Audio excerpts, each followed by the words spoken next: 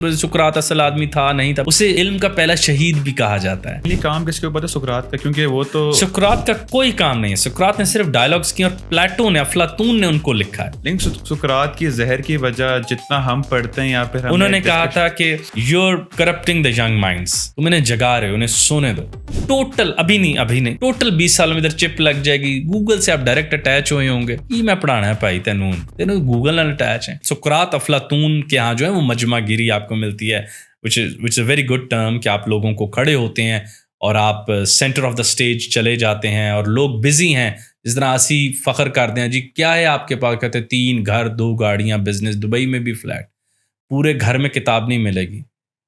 اور اتنا سا گلٹ اگر ان کو آنکھوں میں نظر آئے تو مجھے پکڑ لیجیے گا یہاں سے آگے. تو افلاطون چلا جاتا تھا اور بازار میں چیزیں بک رہی اور جا کے کہتا تھا today we are about to discuss no small matter but how we should live. آج ہم بات کریں گے زندہ کیسے رہتے ہیں. We have started living before realizing how to live. And here is the world. میں اپنے جانتا ہوں ایسے ایسے نام انشاءاللہ جلد میں نے وہ لینے بھی ہیں. بس ان کی حقیقت ٹوٹل وہ ان کے زندہ ہونے کی صرف یہ دلیل ہے ان کا بینک اکاؤنٹ ہے، اور وہ ایک میکنائزڈ مذہب سے جڑے ہوئے ہیں کہ ظہر کے وقت ایک مشینی انداز میں کچھ کرنا ہے. دین کی کوئی خدمت ان کی طرف نہیں ہے. دین کے جو قرض دینے ہوتے ہیں آپ اس کی شکو، آپ علم حاصل کرتے ہیں. اگر مجھ سے کاروبار آپ کا ڈوبنے لگے تو کیسے دلائل لیتے ہیں، اور رات کو پولیس اسٹیشن اور صبح لوئر. مذہب ڈوبنے کو کھڑا ہے. تو anyway and this is a very serious issue for are.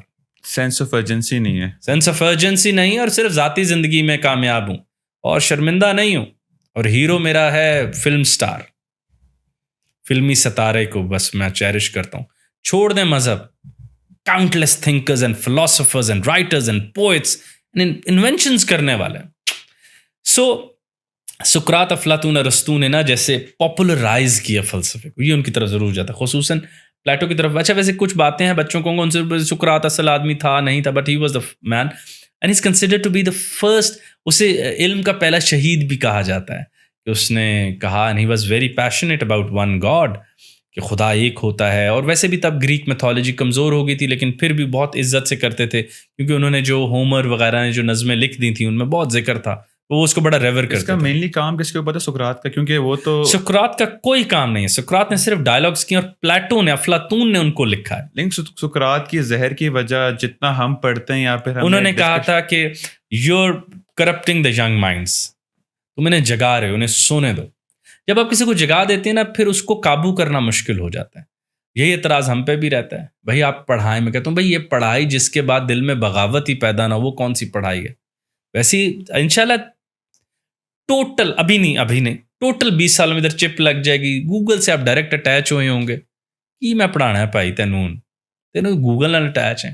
Coming back, سقراط کے اوپر یہ الزام لگا تھا کہ وہ سوچنے پہ مجبور کرتا تھا، اور اس نے اور ایک بہت مشہور واقعہ سے جڑا ہوا ہے کہ جب کہا گیا کہ کون ہے سب سے دانا، تو اس نے کہا، انہوں نے جا کے ادھر پوچھا نا ڈلفی کے مندر پہ، تو اس نے کہا کہ بھائی سقراط. تو لوگ نیچے، بھائی یہ بڑا مشہور واقعہ، لوگ نو دائی سیلف جلدی پہنچ جاتے ہیں.